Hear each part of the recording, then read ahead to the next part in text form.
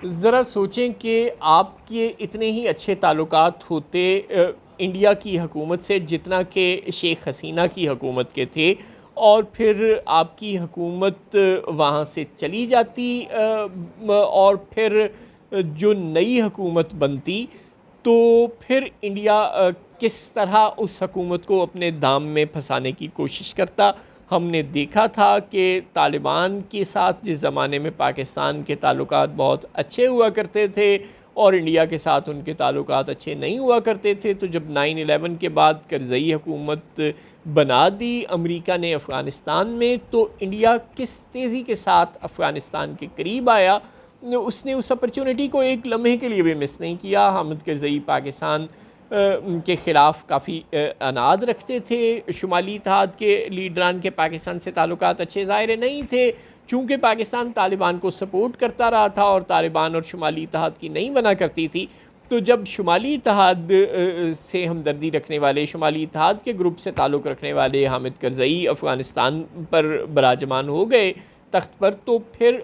पाकिस्तान के ताल्लुकात बहुत तेज़ी से अफ़गानिस्तान के साथ बिगड़ते गए और इंडिया के ताल्लुकात बहुत तेज़ी से अफ़गानिस्तान के साथ बेहतर होते चले गए। और इसको तो बहुत सी कंस्पिरेसी थ्योरियाँ आप इस बारे में पेश कर सकते हैं, जिसमें से एक जो कि बहुत मकबूल है वो ज़ाहिर यही है कि अफ़गानिस्तान या करज़ई ज़ाती तौर पर इतने ख़िलाफ़ शायद पाकिस्तान के नहीं थे, लेकिन चूँकि इंडिया ने बहुत तेज़ी से उनकी जानिब दोस्ती का हाथ बढ़ाया, अफ़गानिस्तान में इन्वेस्टमेंट की, अफ़गानिस्तान को से चीज़ें ख़रीदनी शुरू की, यानी इंपोर्ट और एक्सपोर्ट इंडिया और अफ़गानिस्तान की जो म्यूचुअल ट्रेड है वो बहुत ज़्यादा बढ़ गई।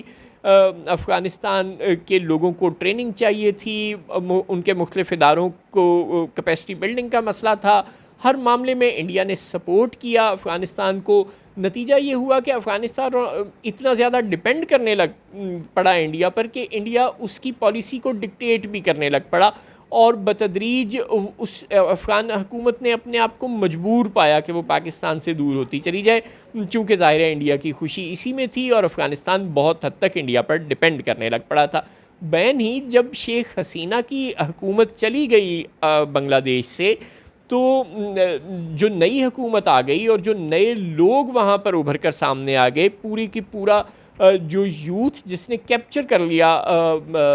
ढाका की हुकूमत को, वो सब के सब शेख हसीना से कुर्बत की वजह से नई दिल्ली के शदीद मुखालिफ थे। लिहाजा पाकिस्तान के लिए ज़रा सी अक्लमंदी का भी मुजाहरा अगर करना होता हुकूमत ने, तो चाहिए यही था कि हम बांग्लादेश की हुकूमत को फ़ौरन गले लगाने की कोशिश करते। न्यूयॉर्क समिट की साइड लाइन्स पर मियाँ साहब की मुलाकातें भी हुई डॉक्टर यूनुस से, लेकिन उन्होंने कोई ख़ास घास नहीं डाली, या पता नहीं डॉक्टर साहब ने कोई ख़ास घास नहीं डाली। बहरहाल ये उन दोनों का आपस का मामला है, हम इसमें नहीं बोलते। लेकिन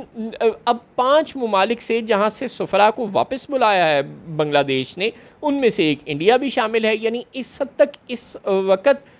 तनाव की या सर्द महरी की सूरत हाल है इंडिया और बांग्लादेश के माबैन, कि ढाका का सफ़ीर भी नई दिल्ली में मौजूद नहीं है। ऐसी सूरत हाल में पाकिस्तान को चाहिए था कि उसके हुक्मरान ढाका का दौरा करते, ढाका के हुक्मरान को अबूरी ही सही पाकिस्तान के दौरे की दावत देते, उनकी आओ भगत करते, उनके साथ म्यूचुअल ट्रेड को बढ़ाने की कोशिश करते, सार्क को मजबूत बनाने के लिए बांग्लादेश को अपने साथ मिलाने की कोशिश करते, कोई रीजनल कोऑपरेशन, कोई म्यूचुअल ट्रेड, कोई शंघाई ताउन तंजीम, बेशुमार आपके पास फोरम्स थे जिनके ज़रिए आप बांग्लादेश की हुकूमत को अपना हमनवा बना सकते थे, उसके साथ स्ट्रेटजिक किस्म के ताल्लुकात कायम कर सकते थे, उसे कहीं ना कहीं ताउन की ऑफ़र कर सकते थे, चाहे उसके फ्लड हिट एरियाज़ में कोई ताउन की ऑफ़र करते, चाहे वहाँ पे कोई यूनिवर्सिटी, कोई इदारा बनाने में ताउन की कोशिश करते, चाहे दोनों मुल्कों में स्टूडेंट्स एक्सचेंज का कोई प्रोग्राम लॉन्च करते, कोई कल्चरल एक्सचेंज के प्रोग्राम लॉन्च करते। किसी न किसी तरह से आपको बांग्लादेश से ताल्लुकात बेहतर बनाने चाहिए थे। रीजनल ट्रेड अगर आपकी बेहतर होती, तो आपको जो यूरोप अमेरिका से इधर उधर से चीज़ें ख़रीदनी पड़ती हैं, वो अगर आपको अपने करीबी मुल्कों से मिल जाएं तो क्या बुराई है। लेकिन ज़ाहिर है हम तो मसरूफ़ ही इस बात में हैं कि 26वीं आईनी तरमीम कैसे की जाए, हम तो मसरूफ़ ही इस बात में हैं कि 63A में तरमीम किस तरह से की जाए। हमने तो खुशी इस बात की है कि इस वक्त हम हॉर्स ट्रेडिंग की सुप्रीम कोर्ट ने हमें NOC दे दिया है। हम इन्हीं मामलात में फंसे रहेंगे और रीजनल